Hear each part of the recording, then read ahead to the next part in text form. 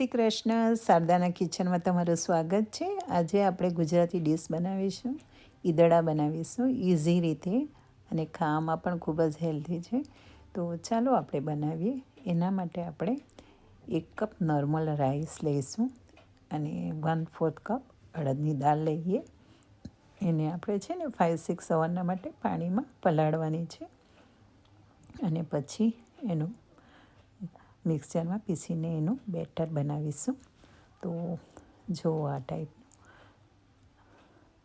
અને હવે મેં આ ટાઈપનું બેટર બનાવી દીધું છે. એમાં 1 ટેબલસ્પૂન મેં યોગર્ટ નાખ્યું છે, અને સોલ્ટ તો બધું બરાબર મિક્સ થઈ જાય. તો આ ટાઈપનું બેટર બની ગયું છે. એને ફરીથી આપણે 5-6 અવરના માટે આથો આવવા માટે રાખીશું. તો આ ટાઈપનું આપણું બેટર બનીને સ્મૂથ બની ગયું છે. એની કન્સિસ્ટન્સી આ ટાઈપની છે. હવે આપણે એમાં થોડું નાખીશું સોલ્ટ ટુ ટેસ્ટ, અને ઓઇલ નાખીએ. આટલું 1 ટીસ્પૂન જેટલું છે. અને ગાર્લિક જિંજર પેસ્ટ આપણે 1 ટીસ્પૂન જેટલું એ પણ નાખીએ,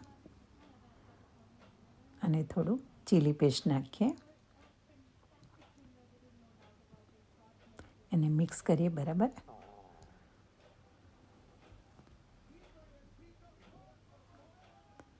અને આપણે ખાલી 15-20 મિનિટ સ્ટીમ કરવાનું છે. આપણે સ્ટીમર લઈ લીધું છે, એમાં આપણે બેટર લગાવી દઈએ. તો આ ટાઈપનું, અને ઉપરથી આપણે બ્લેક પેપર અને તલ નાખવાના છે. તે પછી નાખીએ. આ ટાઈપના આપણે ઈદડા બનીને રેડી થઈ ગયા છે. તો આ ટાઈપના એટલા ફાઇન એકદમ સ્પંજી બની ગયા છે ને, ખાવામાં પણ ખૂબ જ સરસ લાગે છે. અને જે સિંગ તેલ હોય છે ને, એની જોડે ગરમા ગરમ ખાવાનું બહુ જ ટેસ્ટી લાગે છે.